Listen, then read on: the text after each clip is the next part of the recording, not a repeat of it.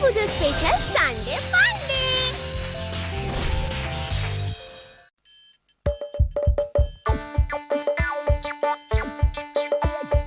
আসছে গোপাল, যাচ্ছে গোপাল, ভাবছে গোপাল, হাসছে গোপাল, আসছে গোপাল, যাচ্ছে গোপাল, ভাবছে গোপাল, আসছে গোপাল। যুগের পরে যুগ কেটে যায়, মানুষ তাকে ভোলে না। যুগের পরে যুগ কেটে যায়, মানুষ তাকে ভোলে না। চলে না রে, চলে না রে, চলে না রে, চলে না, চলে না রে, চলে না রে, তাকে ছাড়া চলে না। কে সে? পরিচয় কি তার? হাসির রাজা, জ্ঞানের রাজা, রসিক রাজা গোপাল ভাঁড়। হাসির রাজা, জ্ঞানের রাজা, রসিক রাজা গোপাল ভাঁড়। হাসির রাজা, জ্ঞানের রাজা। মহারাজ, পুজো তো প্রায় ঘাড়ে নিঃশ্বাস ফেলছে। কার ঘাড়ে ফেলছে বলো তো? কই, আমি তো টের পাচ্ছি না। তবে যাই বলো, আমি কিন্তু খুব চিন্তায় আছি। কেন মহারাজ, কিসের আবার চিন্তা? বাহ, চিন্তা নয়, এবারে পুজোয় আবহাওয়া কেমন থাকবে, মানে বৃষ্টি টিষ্টি হবে কিনা, মানে এইসব নিয়ে না খুব ঘেঁটে আছি, বুঝলে গোপাল? এসব কি চিন্তা করার কোনো ব্যাপার হলো মহারাজ? হ্যাঁ, আরে আমাদের পণ্ডিত মশাই আছে কি করতে? হ্যাঁ, হ্যাঁ, কথাটা তো খুব একটা মন্দ বলনি মন্ত্রী, কিন্তু ও কি পারবে মানে ঠিকঠাক করে বিচার করতে যে পুজোয় কেমন থাকবে আবহাওয়া? মানে গতবার তো যা ঝোলার ঝোলালো। কেন পারবে না? ওই তো পারবে একমাত্র। ভূগোল নিয়ে কত পড়াশোনা পণ্ডিতের।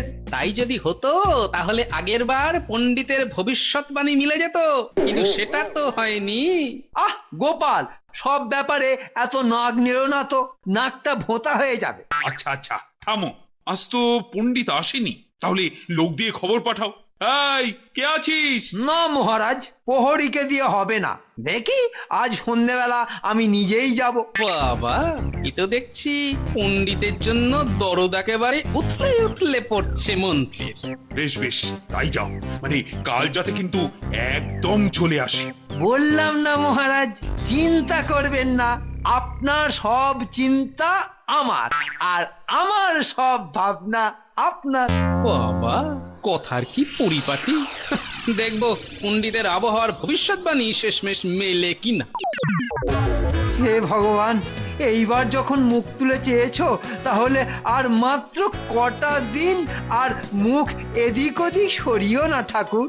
এই মৌকায় মহারাজের থেকে বেশ ভালো রকম মালকড়ি সাঁটানো যাবে।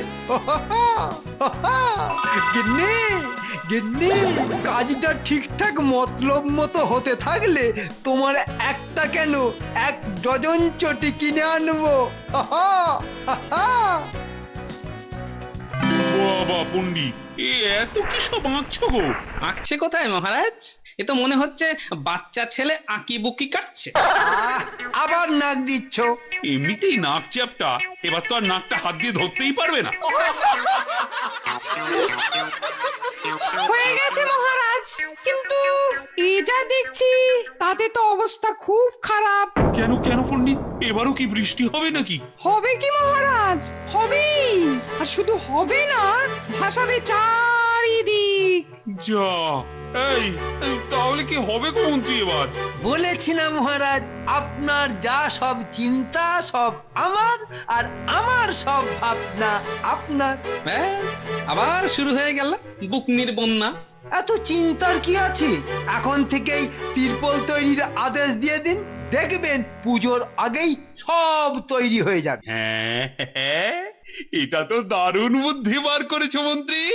বড় বড় তিরপল লাগবে মহারাজ, প্যান্ডেল রাস্তা সব ঢেকে দেব। বৃষ্টি কেন, বৃষ্টির দ্বারা বন্যা এলেও পুজোর কিচ্ছু করতে পারবে না। তাহলে আর কি, মানে ওই তেরপল তৈরির কথা বলো দোকানে গিয়ে। তার জন্য তো টাকা লাগবে মহারাজ। আচ্ছা, এই তালেই ছিল তাহলে বেটা মন্ত্রী। এই না, আবার আবার লাগলে বলো কিন্তু। হ্যাঁ, নিশ্চয়ই বলবো মহারাজ। আরে আপনার পুজো মানে তো আমাদের সবার পুজো। কিন্তু ওই বৃষ্টি নিয়ে বড় চিন্তায় থাকলাম গো মন্ত্রী। আপনাকে তো বলেইছি মহারাজ, আপনার সব চিন্তা সব আমার, আর আমার সব ভাবনা আপনার। কিন্তু বাবা লিকপিকে সিং, তুমি টাকা নিয়ে বাজারে কোথায় যাচ্ছ সেটা তো আমাকে দেখতে হবে, কেননা তোমার মতলব তো আমার সুবিধের মনে হচ্ছে না। হুম?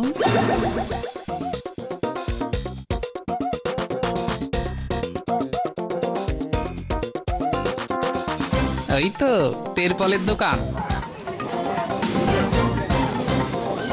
হ্যাঁ, কি হলো? ওদিকে না গিয়ে বাঁদিকে বেঁকে গেল কেন? তাহলে কি যা ভাবছি ঠিক তাই? মানে মন্ত্রী মহারাজের থেকে নেওয়া তেরপলের টাকাটা গেঁড়াবে, কিন্তু এত সাহস হবে কি না? আরে একটু দেখি। ও কি বেটা, রোগাটা তো মহিলাদের চটির দোকানে ঢুকলো। দেখো কাণ্ড, মহারাজের থেকে তিরপলের জন্য টাকা নিয়ে এসে নিজের বউয়ের জন্য চটি কিনছে। আচ্ছা আচ্ছা, মন্ত্রীটার কি ভয় ডর কিছু নেই নাকি? ওই তো বেরোচ্ছে হাতে চটি নিয়ে। তাহলে কি অন্য কোনো মতলব ভেজেছে? জানি না, সব কেমন আমার গুলিয়ে হয়ে যাচ্ছে। কি মন্ত্রী, আরে পুজো তো আরো কদিন এগিয়ে এলো, তা তোমার তিরপলের কাজ কতদূর? এই তো আজই আপনাকে বলতাম। মহারাজ জিজ্ঞাসা না করলে বলতো যেন। চিনি না আর। বেশ বেশ, তা কাজ এগোচ্ছে তো? মানে তিরপলটা তৈরি হচ্ছে তো? জোর কদমে। কিন্তু মহারাজ আরো কিছু টাকা লাগবে, যে মানে বড় বড় তেরপল তো, আর ভালো কাপড় দিয়ে করছে। আহা, আমি কি সেসব তোমাকে জিজ্ঞেস করেছি? এই নাও টাকা নাও।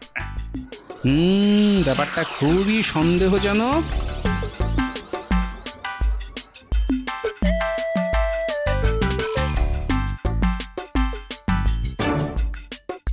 এই যে ভায়া, মহারাজের প্রাসাদ থেকে কি কোনো কাজের বায়না এসেছে নাকি? কিসের কাজ? কিসের আবার? তেরপল তৈরির কাজ। তেরপল তৈরি? কই না তো। ভালো করে খাতা টাতা দেখে তারপর বলো। আমাকে খাতা দেখতে হয় না বুঝলে, এই মাথাটাই আমার খাতা।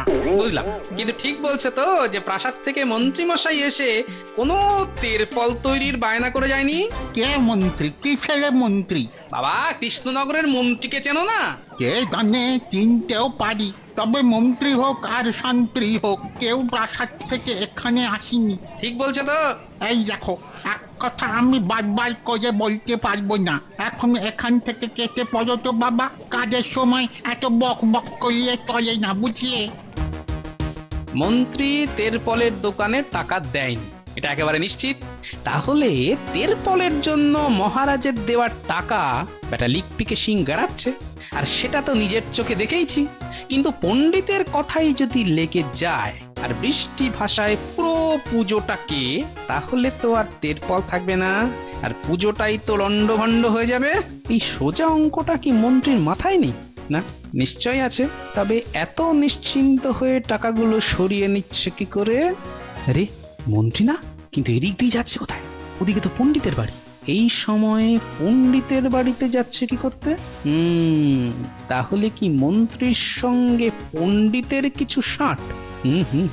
মনে হচ্ছে মাথার জটটা অল্প অল্প করে খুলছে। চলো বাবা গোপাল, এগিয়ে চলো, আড়ি পাততে হবে যে। ওই তো পণ্ডিতের বাড়িতে ঢুকলো। এবার তাহলে পেছনের দিকে গিয়ে দেওয়ালের সঙ্গে লেপটে থাকি, যদি কিছু কথা শোনা যায়। ওহ, এত কিন্তু মানে করো না তো। শোনো, এই কৃষ্ণনগরে পুজোর সময় আবহাওয়া কেমন থাকবে সে বিষয়ে বলতে একমাত্র পারো তুমি। তাই বলছি যে এবারে গিয়ে বলবে যে না না না না, এইভাবে বারে বারে মিথ্যে কথা বলাটা। মিথ্যে কোথায় বলছো?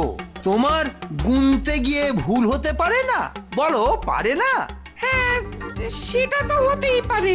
আরে আমি তো সেটাই বলছি যে ব্যাস হয়ে গেল। এবার এত আস্তে আস্তে বলছে যে কিছু আর শুনতেই পাচ্ছি না। বুঝলে তো, পরিষ্কার জলের মতো। কিন্তু কিন্তু তবু না, মনের মধ্যে একটা খচখচ করেই যাচ্ছে। ও সব ঝিরে ফেলো তো, নইলে জানো তো আমি তোমার কি অবস্থা করতে পারি। না না না না, তোমার কথা মতোই কাজ হবে। এই তো ভালো ছেলের মতো কথা। তাহলে চলি। আচ্ছা, আবার ভয়ও দেখাচ্ছে। মানে এখানেই কিছু একটা জট পাকিয়ে রেখেছে বেটা মন্ত্রী পণ্ডিতকে দিয়ে। জটটা তো তাহলে ছাড়াতে হবে, কিন্তু কি করে সেটাই তো ভাববার। কি যে বললো এত আস্তে করে, শুনতেই পেলাম না। কি করবো তাই ভাবছি। না, মহারাজের টাকাটা মনে হচ্ছে জলেই গেল। এ কি গো মন্ত্রী, আরে তিরপল কবে দেবে দোকান থেকে? মানে আমার যে আর দেখার তর সইছে না। ধীরে মহারাজ ধীরে, কথায় আছে না সবুরে মেউয়া ফলে। কিন্তু এদিকে যে একটা গন্ডগোল হয়েছে মহারাজ। আবার কি গন্ডগোল? কাল দোকান থেকে ফেরার পথে পণ্ডিতের সঙ্গে দেখা, তো ওই বলল কি। ব্যাস, বোঝা হয়ে গেছে, এবারে পাল্টি খাবে। এই কি হয়েছে পণ্ডিত? আরে বলো বলো, মহারাজের কাছে ভয় লজ্জা কিচ্ছুই নেই, উনি আমাদের মা বাপ। না মানে মহারাজ, হয়েছে কি? পণ্ডিতটাই ডোবাবে দেখছি। আরে তাতা না করে বলে ফেলো না, যা বলবে বলে এসেছো। হ্যাঁ মানে বলেই ফেলি। হয়েছে কি মহারাজ, সেদিনের আমার গণনাটা না ভুল হয়েছিল। মানে মানে আমি আবার গুনে দেখেছি, ভালো করে মিলিয়েছি, কিন্তু এবার দেখলাম যে পুজোয় একেবারেই বৃষ্টি নেই। বাবা, আমার নাম গোপাল, তোমরা হাঁ করলে হাওয়া বুঝতে পারি। বাবা বাবা বাবা, এ তো আনন্দের কথা, খুশির কথা, লাফানোর কথা। তাই এই খবর তুমি এত গোমড়া মুখে দিচ্ছ কেন? আসলে পণ্ডিত খুব ভয় পেয়ে গেছে মহারাজ, যে তিরপলের জন্য অতগুলো টাকা দিয়েছেন, সব তো জলে গেল। কালকের সন্ধেবেলা যা কথা হচ্ছিল এবারে সব পরিষ্কার হয়ে গেল আমার কাছে। এই ছিল তাহলে মতলব, টাকা গেনানো। ঠিক আছে, দেখাচ্ছি মজা। এই যে টাকা গেছে সেটা গেছে, এখন এটা নিয়ে বসে থাকলে তো চলবে না। আরে সব থেকে বড় কথা হলো, এবারে পুজোয় বৃষ্টিটাই হচ্ছে না। আমি তারপর গেছিলাম তেপলের দোকান, কিন্তু ওরা তো টাকাটা আর ফেরত দিতে চাইলো না। থাক, ও কটা টাকা নিয়ে মাথা খারাপ করে লাভ নেই, বরং আনন্দ করো যে এবারে আর অন্তত পুজোতে ভিজতে হচ্ছে না। বাঁচা গেল। মহারাজ, আমার একটা কথা ছিল। না, কোনো কথাই থাকতে পারে না তোমার আর এখানে। সেটা কি করে হয় মহারাজ? পণ্ডিত যে আবার কদিন পরে সে বলবে না যে গণনায় ভুল হয়েছে, এর কি কোনো নিশ্চয়তা আছে মহারাজ? ব্যাস হয়ে গেল। মহারাজ, আপনি গোপালকে চুপ করতে বলুন তো, এই আনন্দের সময় যত সব ডাকডা। হ্যাঁ, কারণ এই আনন্দটা যেন নিরানন্দ না হয়ে যায়, তাই আর কি। তাহলে মহারাজ, কদিন পরে পণ্ডিত যদি আবার বলে যে পুজোতে বৃষ্টি হবে, তখন কি হবে? তখন আবার ত্রিপল আনবে। কিন্তু মহারাজ, আমাদের পান থেকে চুন খসলে আপনি সভা থেকে তাড়িয়ে দেন, মাইনে কেটে নেন। আর পণ্ডিতের বেলা অন্য নিয়ম কেন হবে? খেয়েছে রে, গোপাল একেবারে সেখানেই ধরেছে, যার জন্য ভয় পাচ্ছিলাম। গোপাল, তোমার কথাটা তো ঠিক বুঝলাম না। গোপাল একেবারে সেখানেই ধরেছে, যার জন্য ভয় পাচ্ছিলাম। গোপাল, তোমার কথাটা তো ঠিক বুঝলাম না। পণ্ডিত আগের বারে বললো যে বৃষ্টি হবে না, কিন্তু হলো। এবারেও প্রথমে বললো হবে, তার জন্য তেরপলের বায়না করা হলো, অনেকগুলো টাকা খসলো।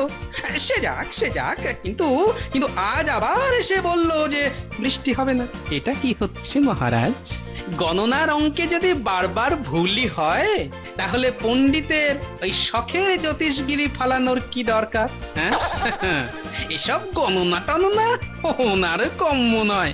ওনার ওই পাঠশালাই ভালো।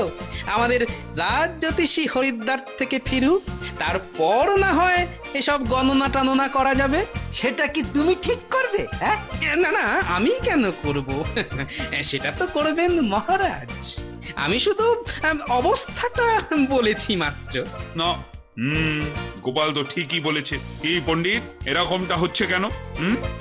না মানে হয়েছে কি আসলে, কি মন্ত্রীর ছোঁয়াচে রোগ আবার তোমায় ধরলো নাকি? ধরবে না? ধরতে তো হবেই। দুজনে মিলেই তো এই সব করেছে? কি বলছো কি? গোপাল কিন্তু এবার যাতা শুরু করেছে। কি পণ্ডিত, আমি কি যাতা বলছি নাকি? এখনো সত্যি কথাটা বলবে নাকি? আর না বললে থাক, শাস্তি তো তোমাকে পেতেই হবে। আর পাঠশালার ছোট ছোট ছেলে মেয়েদের কাছে সেটা কি খুব ভালো ঘটনা হবে পণ্ডিত মশাই? গোপাল পণ্ডিতকে ভয় দেখাচ্ছে মহারাজ। মন্ত্রী, তুমি চুপ করো তো। কি পণ্ডিত, কথা বন্ধ হয়ে গেল কেন তোমার? হ্যাঁ মহারাজ, আমি ভুল করে ফেলেছি, চরম ভুল। আসলে কদিন আগে এই যে পণ্ডিত, একটা কাজ করতে হবে যে তোমায়। কি আবার কাজ? কাল মহারাজের কাছে গিয়ে আগডুম বাগডুম এঁকে বেঁকে বলবে যে পুজোর সময় ভয়ঙ্কর বৃষ্টি হবে। কিন্তু আমি তো আগেই দেখেছি সেসব তো সম্ভাবনা কিছুই নেই। নেই তো কি হয়েছে, আমি বলছি তুমি করবে, ব্যাস। না না, গতবার আপনার কথায় নেচে ফেঁসেছিলাম, আর নয়। আর না, তবে আমিও দেখবো সভায় তোমার চাকরিটা কি করে খেতে হয়। ওরে বাবা, না, আমি বলবো। এই তো ভালো ছেলের মতো কথা। আর তারপর কালকে মন্ত্রী তোমাকে আবার পাল্টি খেতে বলেছে না? না মহারাজ, সব ওই গোপালের ষড়যন্ত্র। আর পণ্ডিত তো ডাহা মিথ্যে কথা বলছে। সেটা আর আমার বুঝতে বাকি নেই। এই ধরো তো মন্ত্রীকে, ধরো ভালো করে, জোরে জোরে অন্তত 33 বার কান মোলো। মহারাজ, আমি নেব নাকি দায়িত্বটা? নাও, কে বারণ করেছে? আর তারপর মন্ত্রীর বাড়িতে গিয়ে টাকাগুলো নিয়ে এসো, তারপর ওকে আমি বোঝাচ্ছি মজা। হ্যাঁ, শেষে গোপালের হাতে কানমোলা। ছি, লজ্জার আর শেষ থাকলো না।